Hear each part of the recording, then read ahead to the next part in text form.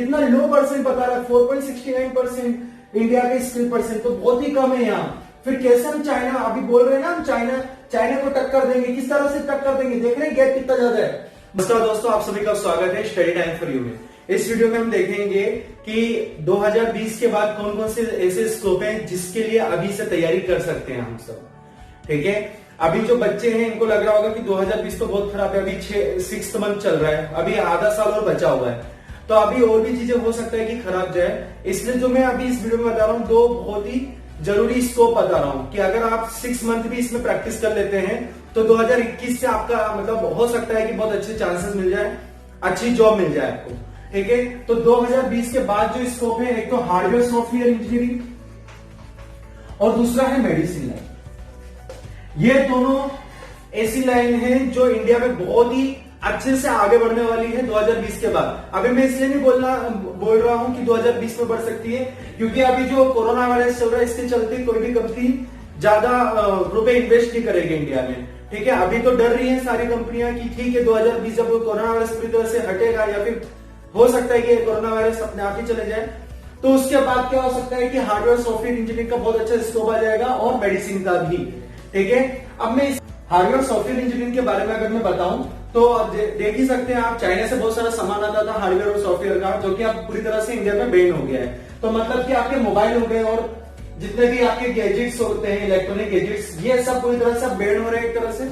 तो अगर हम इस पे ज्यादा ध्यान दे दें 2020 के बाद, बहुत सारे चांसेस है कि हमारी कंट्री में यहाँ पे मैन्युफैक्चरिंग हब बन जाए इसका, और मैन्युफैक्चरिंग हब बन गया तो बहुत सारे रिक्रूटमेंट निकलेंगे और बहुत आसानी से जॉब मिल सकती है। ठीक है, और वैसे अगर मैं बताऊं मेडिसिन के बारे में, तो देख ही सकते हैं कि पर ईयर्स हमारे यहाँ पे नए नए वायरस आ रहे हैं, जिसके कारण ज्यादातर लोगों की हेल्थ खराब हो रही है।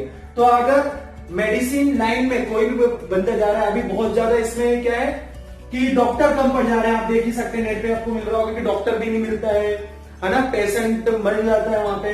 तो आने वाले कल में मरीज बहुत ज्यादा बढ़ने वाले हैं, तो मेडिसिन लाइन में आप चाहें तो एलोपैथी हो गया आपका, आयुर्वेदिक हो गया या होम्योपैथी हो गया, किसी भी लाइन में आप अगर मेडिसिन में जाते हैं तो वहां पे भी बहुत अच्छे चांसेस आपके सिलेक्ट होने के। ठीक है, पर यहाँ पे एक चीज का ध्यान रखना आप सभी को कि आपको स्किल पर्सन बनना पड़ेगा, तभी आपको इन दोनों लाइन में जॉब अच्छे से मिल सकती है। स्किल पर्सन का मतलब एक मोबाइल मैन्युफैक्चरिंग कंपनी को ऐसे फालतू के लोग नहीं चाहिए कि जिनको थोड़ा बहुत आता हो, उनको एक्सपर्ट चाहिए रहता है। तो यहाँ पे भी आपको स्किल के ऊपर ध्यान देना है कि अगर आप हार्डवेयर का कोई कोर्स कर रहे हैं, मान लो मोबाइल रिपेयरिंग का कोर्स कर रहे हैं, तो बहुत अच्छे से करिए उसको।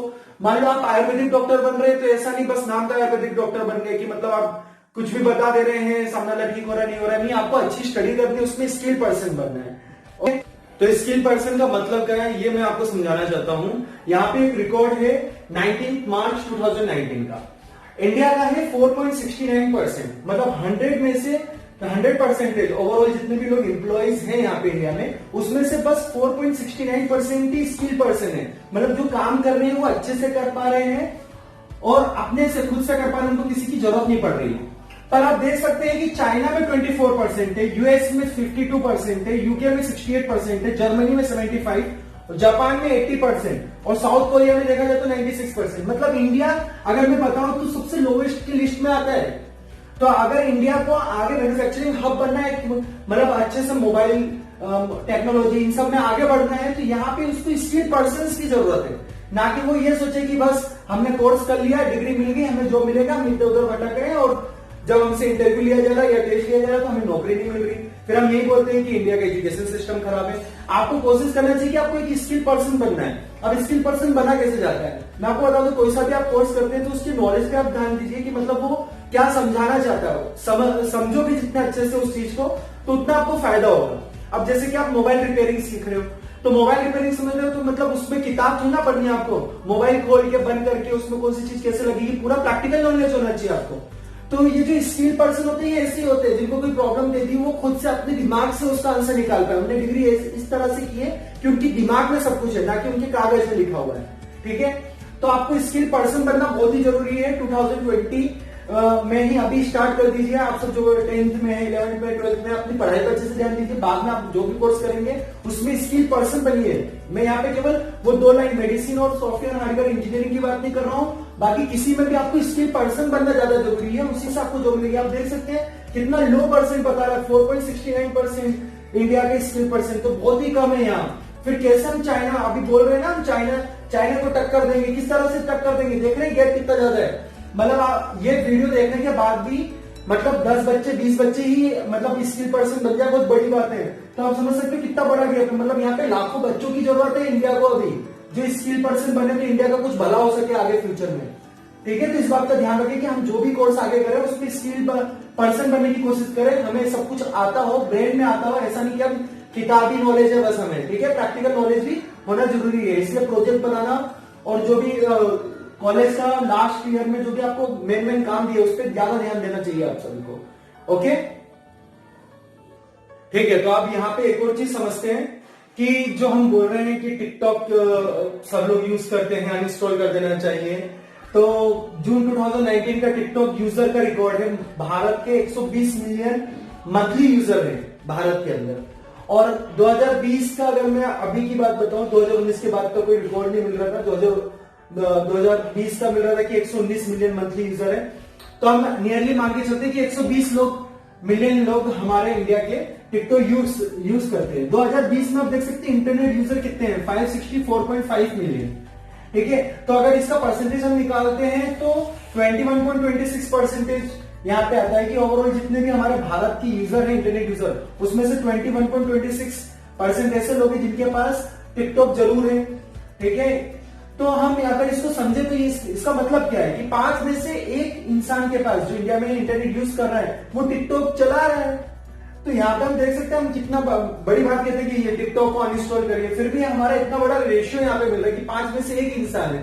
तो अगर हम देखें तो यहाँ पे लगभग हमारे पास 12 करोड़ ऐसे लोग मिल जाएंगे आपको जिनके पास हम टिकटॉक एप्लीकेशन है, यूज कर रहे हैं वो।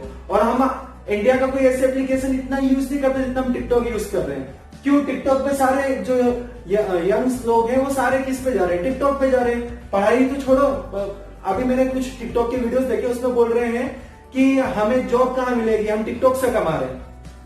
शाबाश, मतलब यहाँ पे आपका डाटा चोरी हो रहा है, चाइना कंपनियों के पास आपका डाटा जा रहा है, वो अच्छा लग रहा है आपको थोड़ा रुपए मिलने के कारण। आप इंडिया में रहकर इंडिया के लिए कोई काम नहीं कर सकते छोटा मोटा, उससे इंडिया का फायदा होगा, पर नहीं, हमें तो टिकटॉक पे जाना है। अब टिकटॉक से देख सकते हैं आप 5 में से एक इंसान टिकटॉक यूज कर रहा है, तो मतलब कि कितना ज्यादा डाटा चाइना के पास जा रहा होगा। और यहाँ पे उतने ही लोग जितने टिकटॉक यूज कर रहे हैं उतना ही समय अगर पढ़ाई पे दे दें, ईमानदारी से पढ़ाई कर लें, तो कितना अच्छा फ्यूचर बने इंडिया का। पर इसके बारे में कोई नहीं सोच रहा होगा। ठीक है, अभी सोचिए इसके बारे में और ये करिए। ठीक है, तो यहाँ पे मैं 3 चीजों के बारे में बताऊंगा बच्चों को जिनको ध्यान देना चाहिए, जो भी अभी पढ़ाई सोच रहे हैं कि आगे अच्छा कुछ करना है, करियर अच्छा बनाना है। तो सबसे पहली बात तो अपने आप को अप्रिशिएट करना सीखिए। क्योंकि देखिए, आप अगर टिकटॉक जितने भी यूज कर रहे हो या फिर कोई भी अदर चीज पढ़ाई को छोड़ के कर रहे हो, वहां पे आपको अप्रिशिएशन तुरंत मिलता है, जिसके कारण आप और वैसी की वैसी चीजें करते हैं। जैसे टिकटॉक पर मान लिया आपने एक वीडियो बनाई, किसी ने लाइक कर दिया, किसी ने कमेंट कर दिया, तो आपको क्या लगता है कि वाह मुझे अप्रिशिएशन मिल रहा, मतलब इस काम में मैं अच्छा कर रहा हूं, तो वो और वीडियो बनाते हैं। आप सोचिए उस वीडियो से क्या होगा, अभी थोड़े से रुपए मिल जाएंगे, फ्यूचर क्या होगा आपका।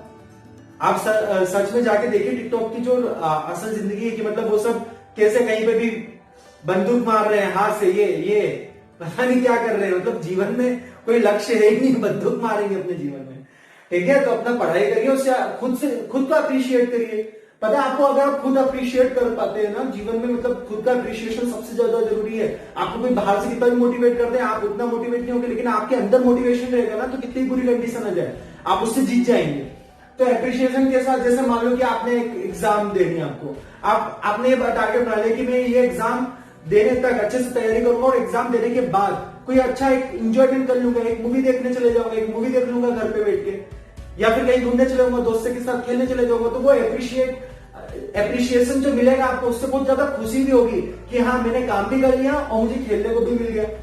फिर दूसरी बात, जो बोलते हैं कि हमसे कुछ भी नहीं हो रहा, हम पढ़ाई इतने दिनों से करते हैं, हमसे कुछ भी नहीं हो रहा, तो मैं बता दूं, जो भी आप पढ़ाई कर रहे हो उसको 8 बार कर लीजिए।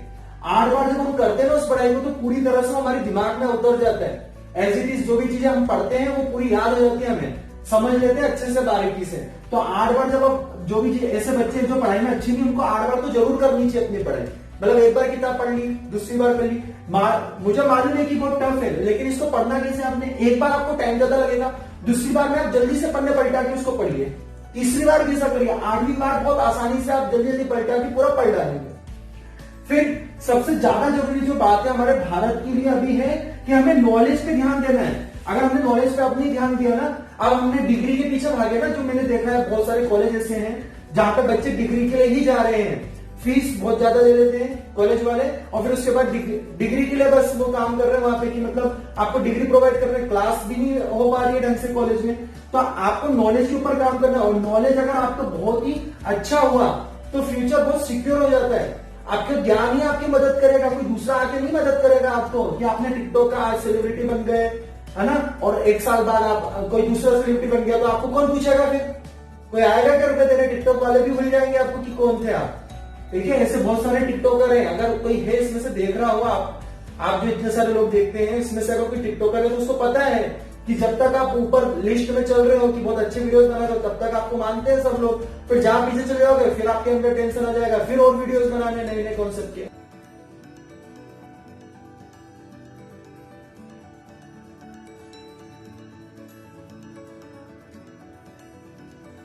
भारत का भविष्य कौन बनाएंगे आप बता सकते हैं? ऐसे लोग जो नॉलेजेबल हैं। ठीक है, इसलिए नॉलेजेबल पर्सन की बहुत जरूरत है हमारे भारत को। Thank you.